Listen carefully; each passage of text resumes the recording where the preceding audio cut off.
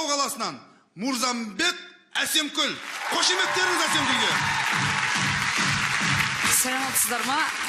Мен бірден бастап кетейін. Маған қарап бәрі мына ұлма қызба деген сұрақ қояды. Мен оған оның сырын айтайын. Мен үйдегі жалғызымын. Әкем мен шешемнің еркелігін орындау үшін ұлдың да қыздың да шаруаларын істеймін.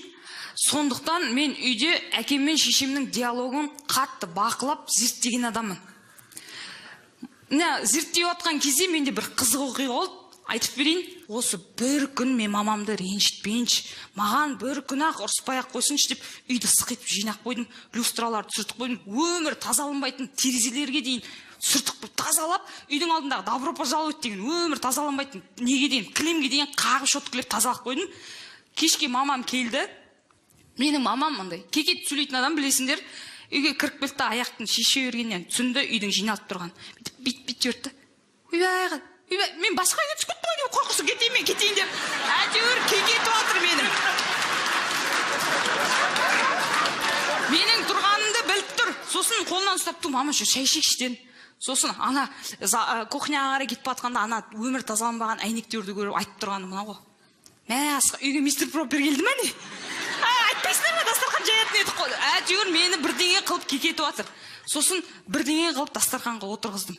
Бұл дастархан кешкі әкең келер алдындағы ана мен қыздың арасындағы дастархан деп аталады. Ол кешкі әкең келгенде екеуміз бір ауыздан бір сөз айту керекпіз. Соның бәрін келісіп алу керекпіз. Соның алдын ала келісіп аламыз. Сол шайға отыра берген кезде мен қансыз секерсіз шай ішпеймін. Секерді алып жүресің ба мама дедім да, сәл артық салып едім, мынандай төмпешік қылып та. Бастады. Не бір қасық салып отырсың, 3 қасық сал сен. Сірә әкең сақыр зауыттың бастығы ғой.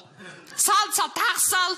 Сендер осы ненің қайдан қалай келіп атқан білмейсіңдер ау деп. Сендер ақыр заманның балдарысыңдар. Сендер тіпті қадірін түсінбейсің, бар заттың бар ғой. Анау жүрістерің мынау деп айтып атқан кезде бір көңілін аулайыншы деп, сол кездерде жыртық джинсы мода болды. Сосын өзімнің джинсымды жыртып алдым да, себебі жыртық джинсылар қымбат болды. Сосын мамаға айтып, мама анан қара кешке киіп барамын жыртық джинсы десем. Айтып отырмын. Сендер деген бардың қадірін білмейсіңдер. Айналайын, біз жыртықты жамат киетін едік. Сынықты өңдейтін едік. Сендер бүтінді жыртың. Сол басқа не келеді қолдарыңнан барды жоқ қылғаннан басқа. Ана әкең, мына әйелім ұнамайды деп басқа атын алсын. Сен сол басқа үйдің қызы бол. Бәрін кетің жан-жаққа бытырап дейді. Сосын, мама болды қойшы, айтайын деген мен ғой. Кешке сағат 12-де Гүлшаттың туған күні еді. Қыздар болып құттықтаймыз, 12-де сюрприз жасаймыз да. 2-де Зәуремен қайтып келемін деп. 2 кештің арасында қаңғыда жүр онда. 2 кештің арасында түннің бір уақытында кім қаңғиды? Жеңілтек қыздар қаңғиды. Бай жоқтар қаңғиды. Ішіп алған ер адамдар қаңғиды. Соның қатарында Айгүмістің қызы да жүрсін. Айтсын ертең Айгүмістің қызы жеңілтек екен деп айтсын. Басқа не шешеңе бір жақсы атақ әкеле алмайсың ғой сен деген. Жүр, сол дейді. Мама қайдағы, бай қайдағы. Вообще мен қыздармен барам, қыздармен қайтып келем, Зәуре де болады ішінде десең бетеді. Зәуренің әкесі акиматта жасайды. Шешесі больницаның бастығы. Ол жетіскеннен барып жатыр. Сенің неге жетісіп барып жатсың? Сен не? Бір жерің артық па, бір жерің кем ба? Не жұрттың малдарына ересің сен? Ана үйдің арасына басын нешін берді, Құдай саған жұрттың балдарының артынан еріп жүретін болсаң.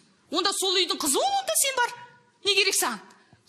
Болды, бармайым, мен бірдеңе дейсің да, бөлмеңе кіріп кетесің. Сосын бөлмеңнен әдейі естетіп былай жылайсың.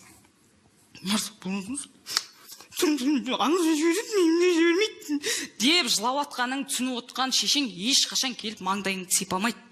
Оның маңдайын сипағаны былай.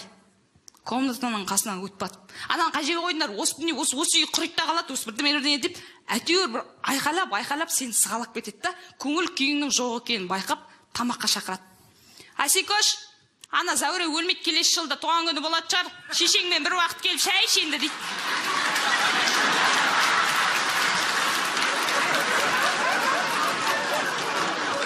Ренжіп жатсың, үн қатпайсың. Мен кімге айтып отырмын, кел шай іш дейді. Ренжіп жатсың, үн қатпайсың. Үшіншісін тұрып, шайың суын қалтынан тамағын сала берейін ба қазанға дейді. Үн қатпайсың. 15 секундтан кейін кухнядан маңдай дауыс шығады. Кеттің, онда барлығың жан жаққа бытырап. Керек емес осы сендерге шешелерің. Ана әкең жүрсе анау сағат 8 болды. Сау кезінде жыны келетін қайратпен ішіп алса еті бауыры жақын болып дос бола қалады. Сенің жүрсең мынау мен 4 жыл бұрын қайтқан ағамның 40-ына барған жоқ, мен бірдеңе деп жатырмын сендерге. Мен сендерге бірдеңе деп айтып жатырмын, үндемей отырмын ғой сендерге деп жылап бастағанда барып жұбатып кешірім сұрайсың. Сол кезде менде ой келді. Менің анам маған бірдеңе үйретіп отыр. Менің анама да біреу бірдеңе үйреткен. Сосын айттым, мама, как раз 14 наурыз көрісі ғой, ауылға барып, нағаша ауылыма барайық, нағаша әжеме барайық дедім. Сосын 14-і болды, көрісуге мата анау-мынауымызды алып барып, енді әжеммен еркелеп амандаса бергенді көрген, дым істемейтінді біле тұра шешем тұрды. Бар шайнақ қой дейді. Бол, бар шайнақ қой. Бүгін көрдің бе әжеңді, бүгін көрдің бе дейді. 3 жыл көрмеген әжеме. Тек ұрысып қалу керек. Шыны керек, ол кезде ауылдың кухнясына барып тефаль іздедім. Тефаль жоқ екен. Шайнек іздедім, шайнек жоқ екен. Сосын ауылдағы ағам айтты, самовар деген бар, соған бар деді. Сол шайнек қайнатады. Қасына бардым, өтірік айтпай-ақ қойын, самовардың тоғымен кнопкасын іздедім. Маған қай жерінен қосады деп білмей тұрдым. Оны мамам байқап қалды да. Самовардың сенсорын іздеп тұрған шығарсың сен. Бұлар кнопканың балдар деймін, кнопка бітті. Сендер ертең жұт келсе, әкең екеуің бірінші кетесіңдер. На түріндеріңмен ұзақ өмір сүре алмайсыңдар деп үйретіп отқан кезде мына жақтан әжем шықты. Ойбай, сен де бірдеңе айтатын болыпсың ғой.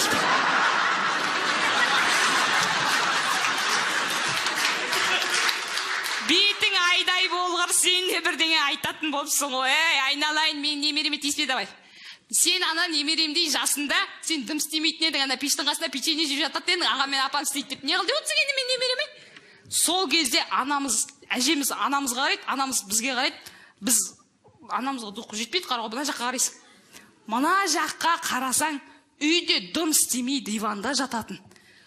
Папа үйге келе атқанда нан ала кеш дегенде үйдің астындағы магазиннен нан алуға ерініп шашақ қалатын әкеміз ана жерде зыр жүгіріп жүр. Отын жағып жүр, сылық балған бәрін ақтеп жатыр, цемент етіп жатыр, адамдар жалдатып, свәркілетіп жатыр. Соны көріп тұрған шешеміз үндемесе болады ғой? Жоқ. Қасқа, мынам қолынан бірдеңе келеді, қасқа, нағара. Мынам қолынан бірдеңе келеді екен. Ертең аштық болса 2 күн өмір сүреді екенсіңдер. Өтсіреді екенсіңдер. Жана кім ана, тарелка ма, ши ма бірдеңе берің, жарайды маған тіл өтіп кетер құрсын. Бірінші рет көріп отырмын ғой. Телефон, айпад, планшеттерін қайда түсіріп алың деп айтып отырады. Біліп отыр. Ол кісі үйде отағасы, ол жерде күйеу бала зыр жүгіріп жүр екен. Ал біздің маманың қолында көзі, ол түркінің үйінде. Сол кезде әземіз шығады. Отырып шымбандаш жүріңіз, шайыңыз істеп жүрген жоқсыңдар шыра дейді да, үйге кіреді. Шай дайын болғанша дастархан басында телефоныма хабарландыру келді. Телефонын не істеп жатыр едім, қарап жатыр едім, әжем кіріп келді да. Айқымш, мына қызың ауру. Есі дұрыс емес мынаны. Мана түпкі үйге кірсем, бетін мыжырайтып, ернін үрпейтіп, өзіне емес айнаны суретке түсіріп отыр. Мынау деген есі дұрыс емес мынаны. Жастайынан емдетіп алдым, ауыр болып болған ғой дегенде, анам я десе болады ғой. Жоқ. Қой, бұлар адам болмайды бұлар. Бұл күннен адам болама десем, атқа қарай кетіп жатыр бұлар. Бұларда миы жоқ, ана миын бәрін ана сотка улаған. Қалай сотканың зарядкасы өшеді, миы да өшеді. Бітті ол. Зомби мұның бәрі. Бұлар деген свет өшкенде ұйықтамайды, әже. Бұлар деген Wi-Fi өшкенде бір ұйықтайды сразу. Бұлар сөйтпесең басқа болмайды дейді. Сол кезде анама тұр. Мама, дәм болсын, ұрса өрмешін, бірдеңе деп едім. Әжем тұр. Тәйт, саған айтып отқан ақылы. Шеше тұрғанда қыз сөйлегеннен бес, әке тұрғанда ұлт сөйлегеннен бес. Саған айтып отқан ақылы. Сен үндемей, жақсы болсын, жаман болсын, тыңдау керексің деді. Осыдан түсінгенім, әке шешенің берген ақылын, білімін ешқандай университет, ешқандай академия бере алмайды екен. Оны ешқандай дипломмен мөлшерлеп бағала алмайды екенбіз. Оны бағалағанымыз әке шешеміздің көзі тірісінде 2 қол 2 аяғын жылы суға малғанымыз екен.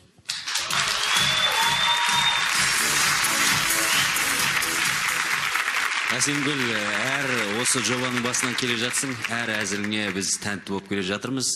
Ең бірінші айтқан әңгімесіне адамды сендіреді, өзі сенеді.